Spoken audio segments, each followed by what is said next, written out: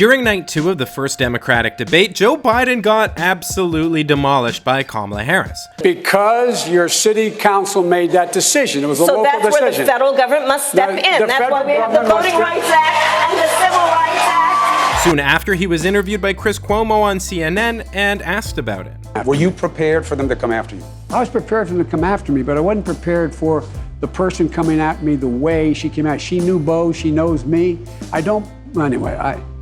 This was a ridiculous interview. You guys seem to like it when I did a breakdown of a really disgusting smear piece CNN made against Bernie Sanders, so I thought I'd do another breakdown video, this time with an extended clip from this Joe Biden interview. Hope you guys like this one too. In this clip, Biden talks about Kamala Harris, his record on busing, and how he thinks he can beat Donald Trump. It's packed with false and misleading statements, which I'll address, but it's also just filled with a ton of silly nonsense. Forget his poor debate performance or his falling poll numbers, this interview alone should be enough to make you wonder, is he done?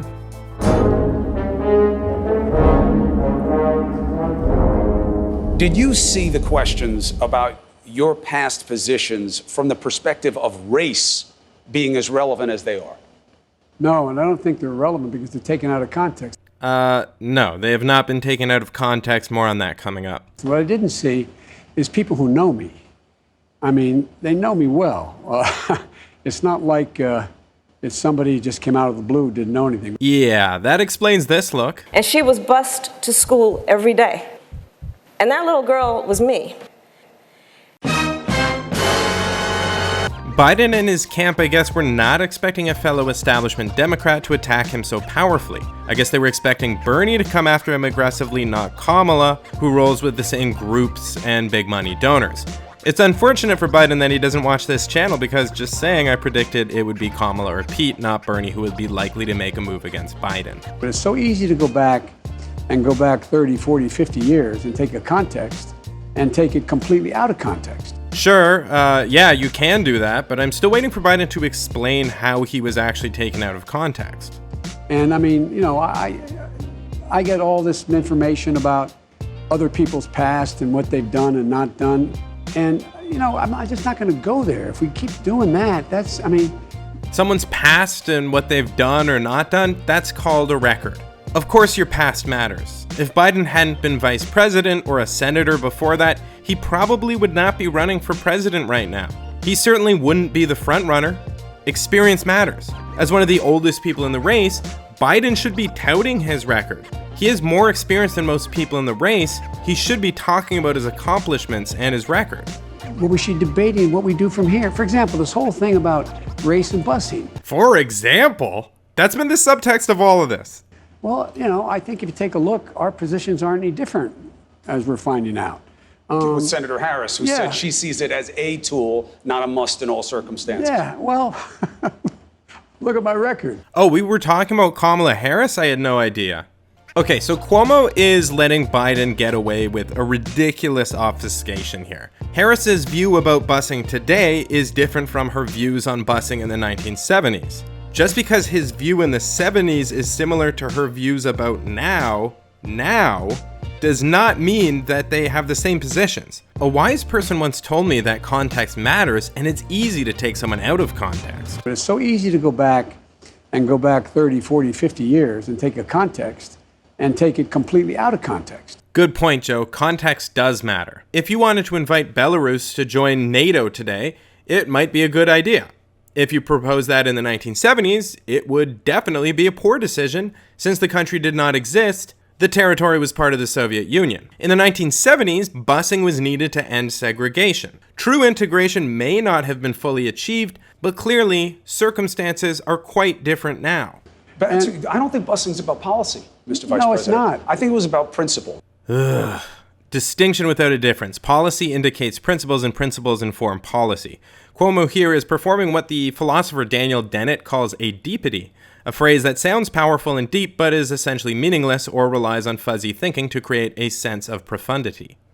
When you look back at your record on it, you were not in favor of busing. It was a different time. There were different applications. Why not just own it and say, here's the thing, I was Chris. against it, but now I've changed? Cuomo recovers here with a good question. I was in favor of busing that was de jure busing. That is, if a court ruled that there was a The law passed or circumstance that a county, a city, a state did that prevented black folks from being somewhere, then that's wrong. You should bust. Okay, couple things. Being in favor of a court doing this or that is irrelevant, as Biden was a member of the legislative branch. His views on court policy say little about his actual record as a politician. Further, the example he cites, from what I can tell, is he was in favor of courts striking down laws designed specifically to stop integration. That's a far cry from supporting busing. That's like arguing you're for universal health care because you support the right of judges to strike down laws that stop people from seeing their doctors. I even went so far in the middle of that busing controversy was saying I use helicopters if that was necessary to make the point. And we really got in a town meeting that got very hot. Okay, I dug hard. I really tried to find evidence of his helicopter position, but I couldn't exactly find it. Not saying he never said it, though, as Donald Rumsfeld infamously but correctly pointed out, the absence of evidence is not evidence of absence. Actually, it's an old aphorism. I did find a New York Times article quoting another recollection along similar lines, though, where Biden said, "I was against busing to remedy de facto segregation owing to housing patterns and community comfort. But if it was intentional segregation, I'd personally pay for helicopters to move children." So again, it seems the helicopters were like the judges. He supports them against intentional segregation, but not to force integration. But what the issue is now is, for example, and it was then, voluntary busing. We supported it. We supported it then. And by the way, Barack and I, as president and vice president, we provided money for voluntary busing if cities want to do it. Okay, so that's Biden's pro-busing record. He supported judges, apparently argued in favor of helicoptering, and he supported voluntary busing, in other words, states' rights, no federal imposition, except possibly a fleet of choppers and choo-choo trains. Now let's talk about Biden's anti-busing record. In a 1975 interview, the Washington Post quotes him as saying, "I oppose busing, it's an asinine concept, the utility of which has never been proven to me." He also described integration as racist, saying, "The new integration plans being offered are really just quota systems. That to me is the most racist concept you can come up with. What it says is, in order for your child with curly black hair, brown eyes, and dark skin to be able to learn anything, he needs to sit next to my blonde-haired, blue-eyed son. That's racist. Who the expletive do we think we are, that the only way a black man or woman can learn is if they rub shoulders with my white child? The problem you see is that the courts have gone overboard in their interpretation of what is required to remedy unlawful segregation. It is one thing to say you can't keep a black man from using this bathroom, and something quite different to say that 1 out of every 5 people who use this bathroom must be black." The New York Times also found quotes in his 2007 memoir where he describes busing as a liberal train wreck, which was tearing people apart. That same article also revealed numerous more formal actions against busing. Mr. Biden introduced another proposal in 1976 that blocked the Justice Department from seeking busing as a desegregation tool and co-sponsored an amendment in 1977 that limited federal funding of busing efforts. He continued his efforts that year with a bill curbing court-ordered busing. In February 1982, he voted for an amendment to a Justice Department appropriations bill described as the toughest anti-busing rider ever approved by either chamber of Congress. A month later, he voted in favor of another amendment that allowed the Justice Department to participate in litigation to remove or reduce the requirement of busing in existing court decrees or judgments. So much for supporting the courts. Busing did not work. You had overwhelming response from the African American community in my state. They did not support it. They did not support it. Okay, let's be honest. Biden did not fight against busing because, as he says, blacks were against it. It was obviously a response to concerns from white folks. Most white people, indeed, were strongly opposed to it. In a 1978 article, the New York Times reported why. Some parents say they fear that their children will be unsafe or get an inferior education. Many parents and children say they sincerely prefer the neighborhood school concept. The comments of some are racist. But let's focus on the first thing Biden said here, that busing did not work. Busing did not work. In fact, there's extensive research showing not only that it improved the education of black students, but it also had no discernible negative effect on white children. Here are some quotes from academic sources. Data from the 1970 and 1980 census suggests desegregation plans of the 1970s reduced high school dropout rates of blacks by 2 to 3 percentage points during this decade. No significant change is observed among whites. The findings are consistent with earlier work, suggesting that desegregation improved educational attainment for blacks and contribute to the growing literature suggesting that the policies designed to equalize educational opportunities of blacks and whites around the middle of the century, including desegregation, contributed to improved outcomes for their intended beneficiaries. School desegregation and the accompanied increases in school quality resulted in significant improvements in adult attainment for blacks. I find that for blacks, school desegregation significantly increased both educational and occupational attainments, college quality, and adult earnings, reduced the probability of incarceration, and improved adult health status.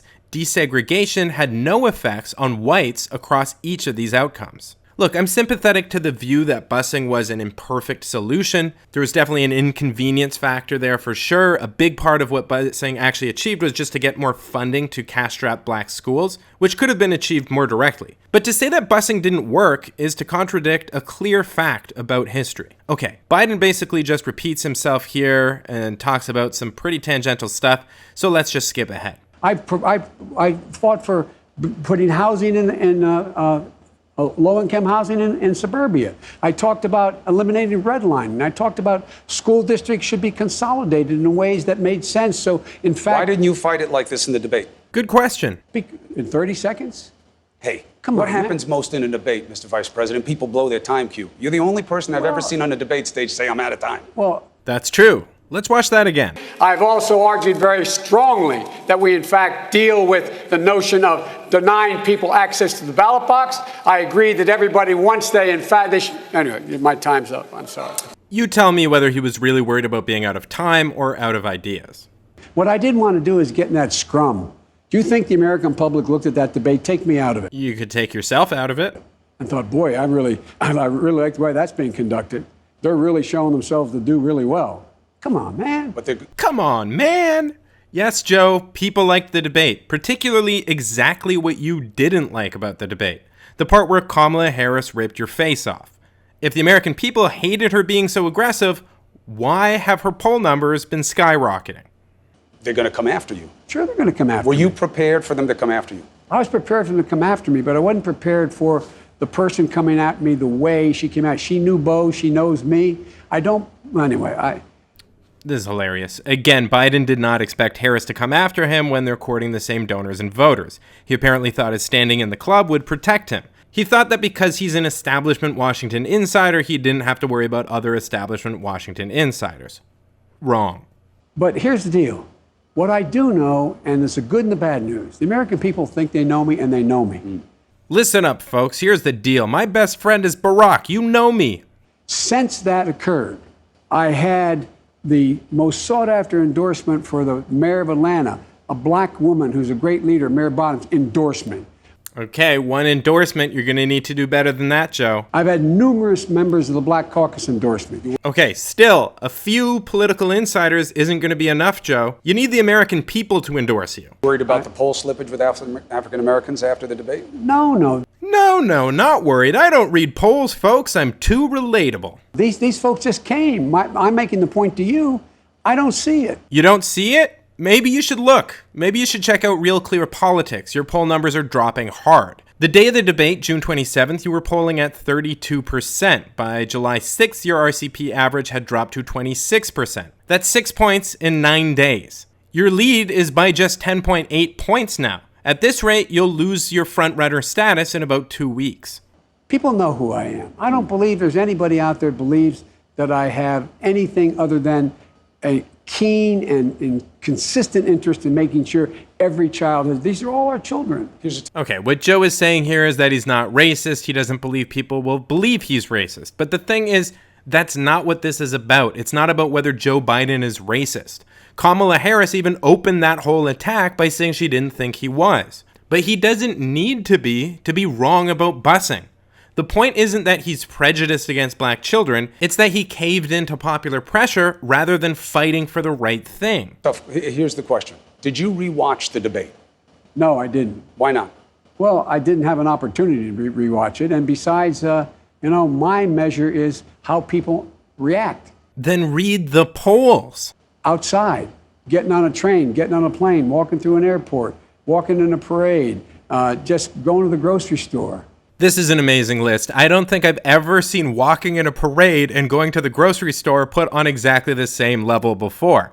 You know, folks, I just do regular stuff. Eat lunch, drive a car, drop Molly at a rave, do the laundry. Anyway, none of these things are how you should judge how you're doing, and there's a good reason why. People are not always going to say it to your face.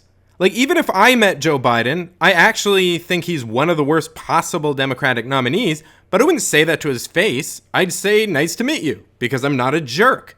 If you want to know what people really think, again, look at the polls, or look at your number of donors. Consult really any hard data, not a handful of people that you meet while sipping lean in an Iowa hardware store. I got no sense. I really mean it. No sense. Agreed. Okay, here's Cuomo very gradually asking Joe if he has what it takes to take on Trump. I don't think I'm having trouble sparring. It's how you want to spar. Look, I'm the guy at the time everybody talks about things that are changed. I took on same-sex marriage. Yeah, in 2012, you, Clinton, Obama, and yes, Tulsi Gabbard too, were late to the game on this.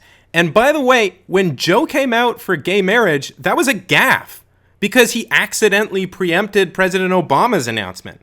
The New Yorker described it as Joe Biden's gay marriage slip-up. Strange to brag about that.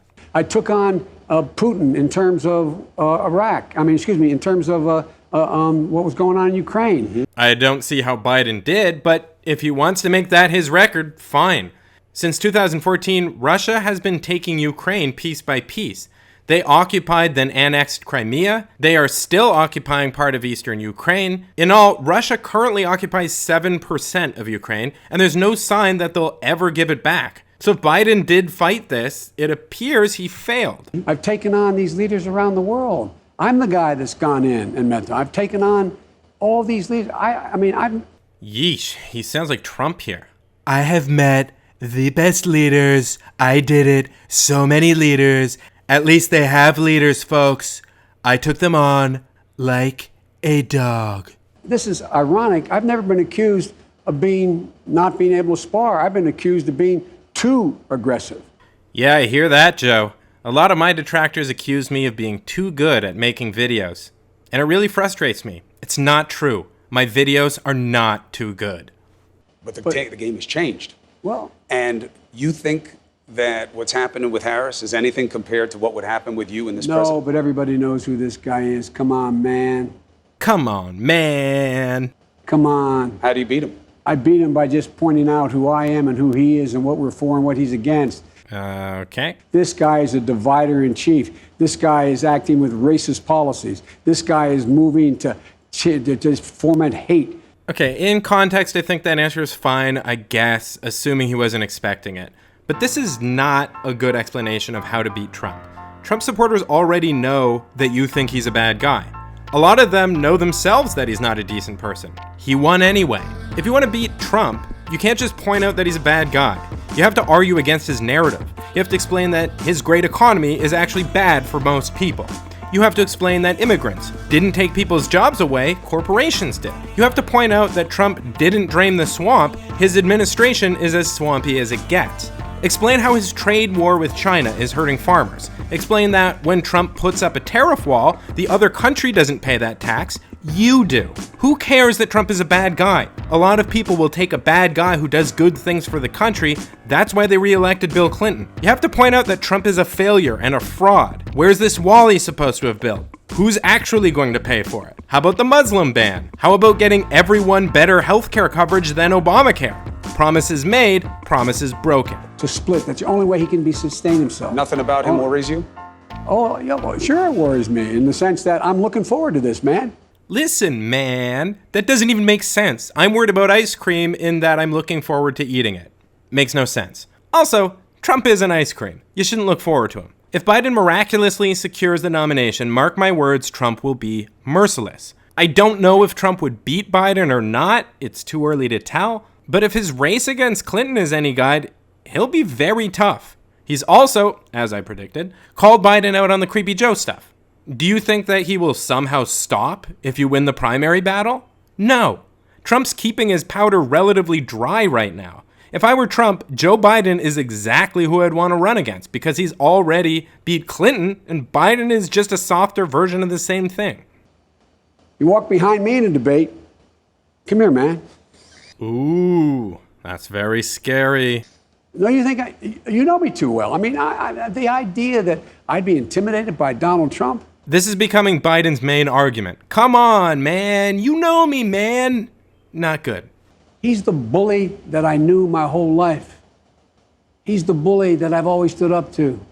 He's the bully I used to make fun when I was a kid in a stutter and I smacked him in the mouth. Hands to yourself, Joe. Look, this is not, but I think the American people want a president who has some dignity, who has a value set, who is actually trying to restore the soul of this country. So when they turn on the television, they look up and their kids say, I want to be like that guy or that woman. Yeah, maybe, but that's not a great argument for Joe Biden, is it? Biden opposed busing. He's infamously gaffe-prone. He's been under huge fire for the way he touches women. Nobody's perfect, and sure, Biden's got more dignity than Trump, I think. But there are a lot of Democratic competitors that have a good case for being a better role model for children than Joe Biden. Bernie Sanders was the child of a working-class Polish immigrant. He led early civil rights battles in Chicago and marched with MLK. He's fought for the same things his whole career, passing law mainly through amendments, while the Democratic Party gradually caught up to his way of thinking on most issues. Kamala Harris grew up a black girl who was bused to school,